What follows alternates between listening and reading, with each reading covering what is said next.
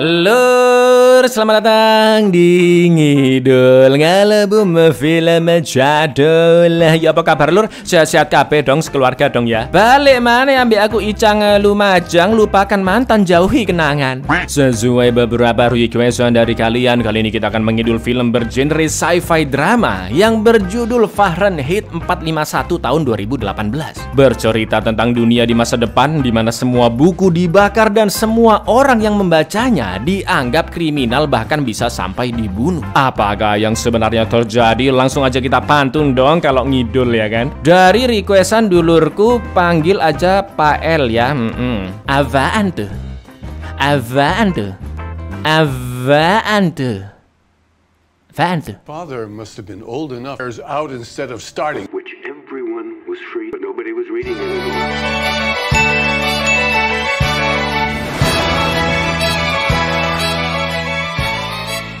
Suatu hari di masa depan saat era distopia, setelah perang sipil kedua berakhir yang menelan korban 8 juta jiwa, pemerintah Amerika memutuskan untuk melarang warganya membaca buku karena dianggap menjadi pemicu perang tersebut. Di lain sisi, seorang pria bernama Guy Montex sedang memantau keadaan dengan robot super canggih yang tahu segala hal bernama Yuxi dan juga cermin di wastafelnya yang full touchscreen lur. Guy bekerja sebagai pemadam kebakaran di kota Cleveland, yang mana orang-orang damkar tidak lagi bertugas memadamkan api, melainkan ditugaskan membakar buku-buku di seluruh dunia. Hanya ada 3 buku yang masih boleh dibaca di sebuah situs bernama 9 atau 9. Sejak dini bocil-bocil di sana sudah dicuci otaknya bahwa buku-buku selain ketiga buku itu dianggap bisa menyebabkan penyakit mental, ketidakbahagiaan, dan bisa menimbulkan pendapat yang saling bertentangan. Maka dari itu para petugas damkar akan selalu melindungi, menjaga keselamatan dan juga kebahagiaan para warganya. Every physical book in the country, there won't be one book left.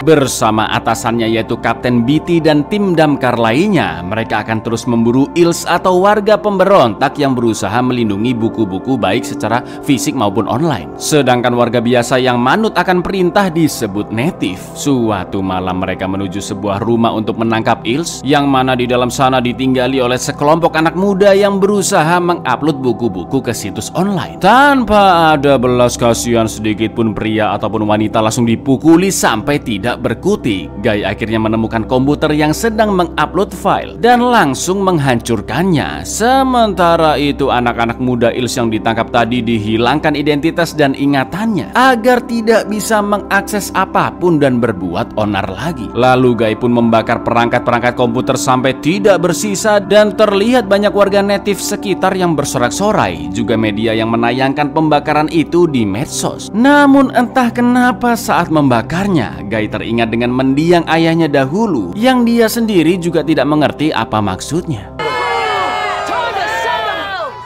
And everybody at home watching on the 9. Look what we found hiding. Yuxi.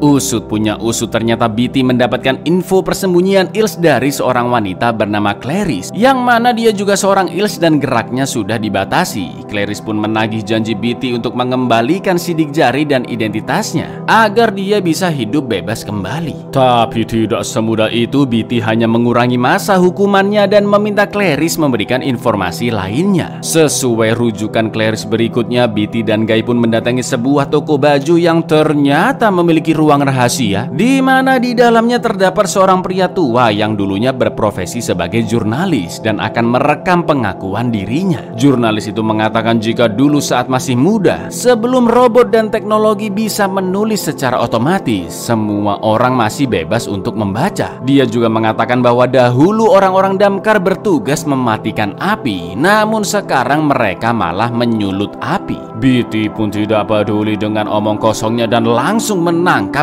jurnalis tersebut. Father must have been old enough. Out instead of starting, which everyone was free, but nobody was reading anymore. After the last of your generation, so will your words.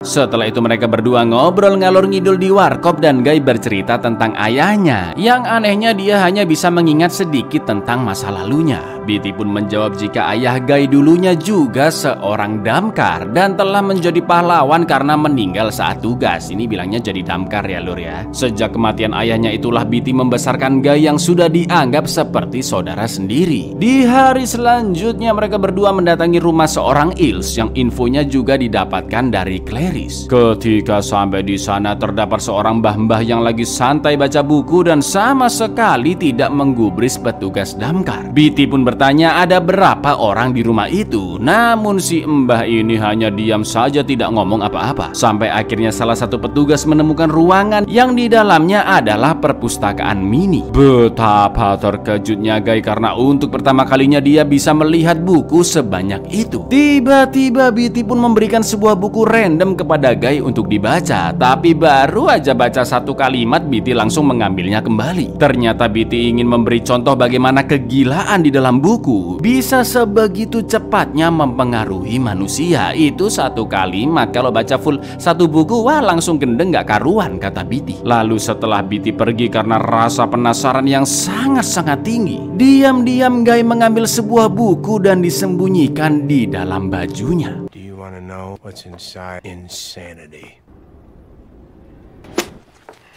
But take one last look. You may never see anything like this again. Seluruh buku-buku itu pun akan dibakar dan mereka akan membawa si mbah pergi dari sana. Tapi tiba-tiba mbah ini lebih memilih untuk mati bersama buku-bukunya dan dengan nekatnya dia membakar dirinya sendiri. Namun sebelum mati dia sempat mengatakan satu kata, yaitu Omnis. Lady, this whole house is gonna get torched. And me with my books. Omnis.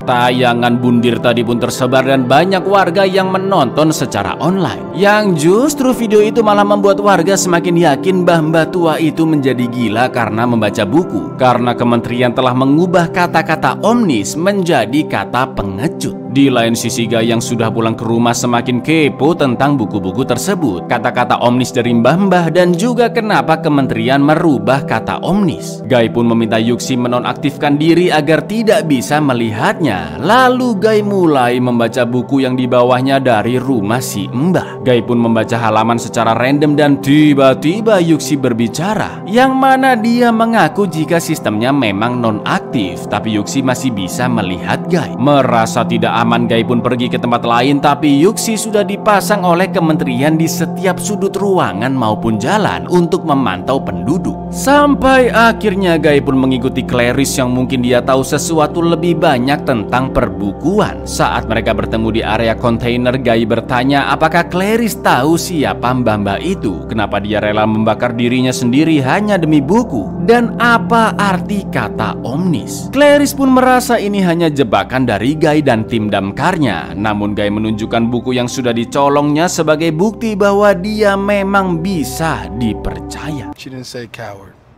She said omnis. She lit herself on fire for books. Why? No, I just can't. What do you want?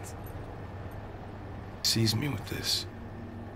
I'm dead. Clarice pun akhirnya membawa Guy ke rumahnya dan di sana dia menjelaskan bahwa kementerian yang berkuasa telah menghapus bahasa agar masyarakat menjadi bodoh. Dari total lebih dari 6.000 bahasa di dunia, sekarang hanya tersisa kurang dari 60 saja. Yang mana tujuan kementerian adalah ingin menggunakan satu bahasa universal dan akan disebarkan melalui situs Nine. Maka dari itu kementerian mewajibkan setiap orang menggunakan obat tetes mata yang bisa membuat manusia kesulitan mengingat masa lalunya. Ya intinya biar orang-orang taunya apa yang terjadi di masa sekarang lah, dan bisa manut semua keputusan pemerintah atau kementerian, ya kan lur. Bukan hanya buku tapi semua yang berkaitan dengan film, musik, lukisan dan semua sejarah juga sudah dihancurkan agar tidak ada sumber-sumber atau alat-alat yang bisa memicu manusia memberontak. Clarice yang masih menyimpan seonggok harmonika pun memainkannya lalu meminta Guy untuk mencobanya agar dia bisa mengerti betapa bahagianya memainkan alat musik.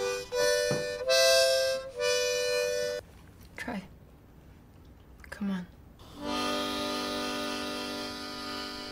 Setelah itu Beatty mengadakan rapat tertutup dengan seluruh tim damkar. Beatty pun menjelaskan apa arti sebenarnya dari Omnis, yaitu kesadaran kolektif umat manusia. Apa itu maksudnya, Lur? Jadi ternyata orang-orang ILS telah mengubah bahasa teknologi menjadi bahasa DNA, di mana seluruh pengetahuan di dalam internet lama yang sudah dilarang akan dijadikan DNA dan tentunya akan disebarluaskan. Beatty mendapatkan informasi bahwa Omnis telah disembunyikan di suatu tempat dan akan dikirim ke ilmuwan di Kanada. Jikalau Omnis berhasil melewati perbatasan dan sampai di Kanada, maka tidak ada lagi yang bisa menghentikan penyebaran Omnis karena di Kanada buku-buku masih aman. Beatty pun memerintahkan pria-pria damkar turun ke lapangan malam itu juga untuk memburu ILS dan menemukan Omnis tersebut sebelum disebarkan. The Omnis is the consciousness of mankind. Eels converted the language into the language of DNA and then transit to scientists in Canada. We will burn down the city tonight, gentlemen.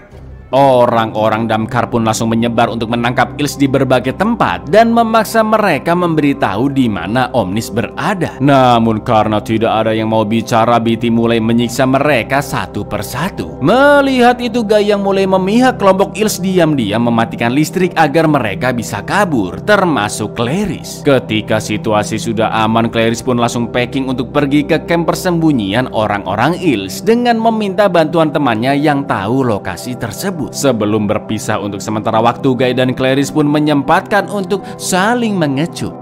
Saat tugas pencarian Omnis kembali dilanjutkan, sayangnya Guy ketahuan Beatty jika dia menyelamatkan seorang ayah dengan putrinya yang seorang ILS. Secara empat mata Beatty pun bertanya kenapa Guy melakukan itu, dan tanpa mengatakan apa alasannya, tiba-tiba Guy mengajukan resign dari pekerjaannya. How would you explain your behavior today? I fucked up. I respectfully ask that you accept my resignation. Jelas Beatty pun semakin curiga, padahal Guy akan diangkat sebagai kapten menggantikan dirinya. Dengan tegas Guy mengatakan bahwa sudah 16 tahun lamanya dia bekerja di damkar, tapi Guy tidak tahu alasan sebenar-benarnya kenapa mereka harus membakar buku, dan selama ini hanya mengikuti perintah dari kementerian yang tidak masuk akal. Sebagai komandan, Beatty bisa saja menangkap Guy karena telah berkhianat, namun Beatty memintanya untuk beristirahat karena menganggap pikiran Guy sedang kacau. Lalu ketika Guy OTW pulang, tiba-tiba Clarice and the gang datang menjemputnya, dan salah satu petugas damkar yang melihatnya pun langsung melapor ke Beatty.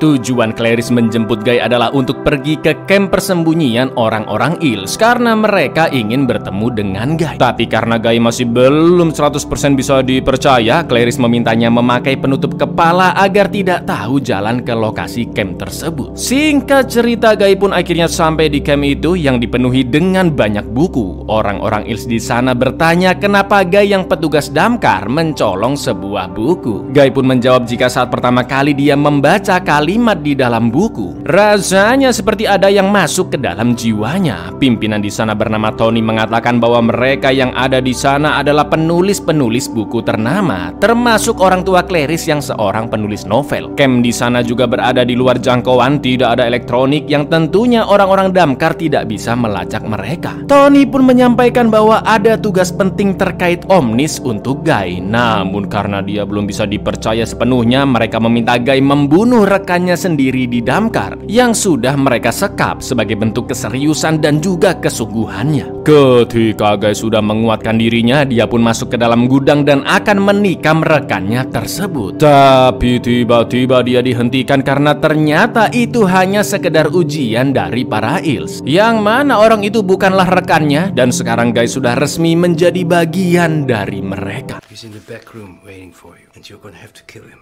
He's through that door.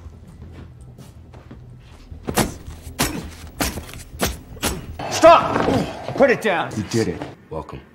Keesokan harinya Guy pun diperkenalkan dengan pemuda bernama Clifford, yang mana ibunya adalah ahli genetika pencipta Omnis. Sebelum si ibu meninggal, dia menyuntikkan DNA Omnis ke burung jalak peliharaan milik Clifford. Maka dari itu tugas Guy adalah untuk membawa Clifford dan manuknya ke Kanada dengan selamat. Clifford sangat tergila-gila dengan buku, bahkan bisa mengingat lebih dari 13.000 buku secara detail. RPU, LRPAL, majalah Bobo, wow, macam-macam. lah. Clifford pun meminta Guy mengambil buku secara random dan dia bisa menebak siapa penciptanya, tahun terbitnya, jumlah babnya, total kata-katanya, bahkan bisa mengetahui setiap paragraf dari halaman yang disebutkan. Wow, Prindavan baca cepat mah nggak ada apa-apanya, Lur. Marcel Proust, 67,069 words. You distract your mind from it. You will not know them for what they are.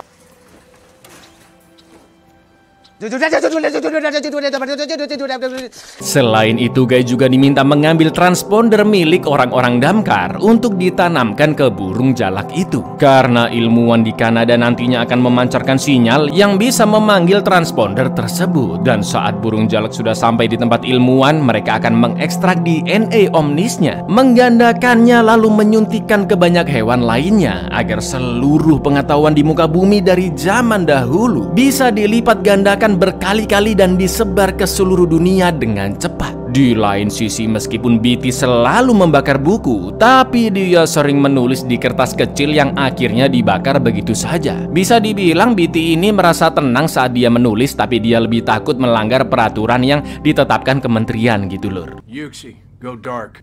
I'm secure now.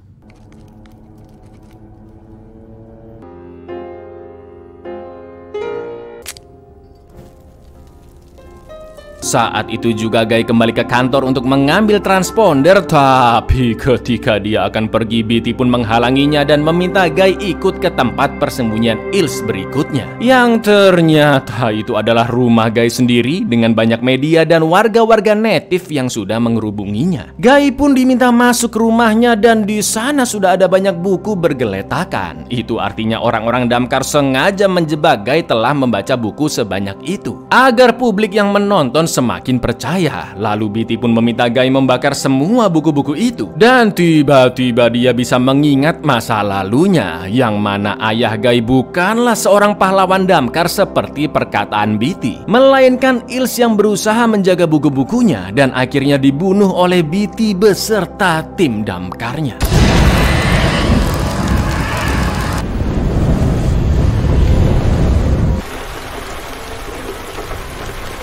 Guy yang dianggap telah berkhianat karena kepergok pergi bersama Clarice dan Ilse lainnya pun akan dieksekusi secara live. Namun Guy tidak tinggal diam, dia segera merebut senjata dan menodong mereka semua. Dengan nekatnya Guy pun membakar salah satu rekannya dan meledakkan granat agar dia bisa kabur dari sana. Let go! Drop it! Drop it!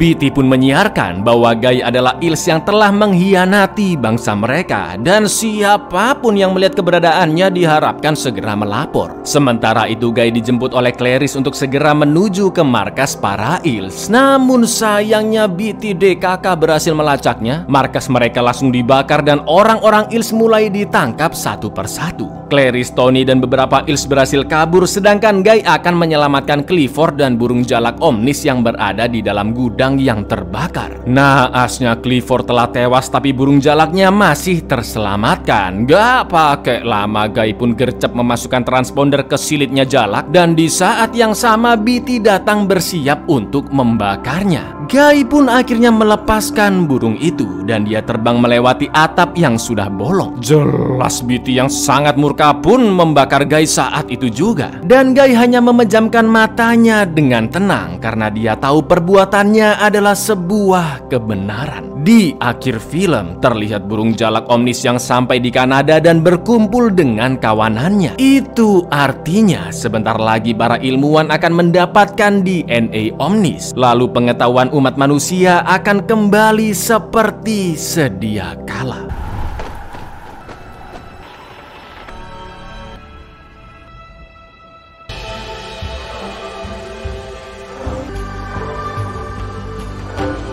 Buyar, pingin masyarakatnya nurut ribet banget bakar-bakar buku. Kan bisa tanya tutorialnya dari Kim Jong Un. Assalamualaikum.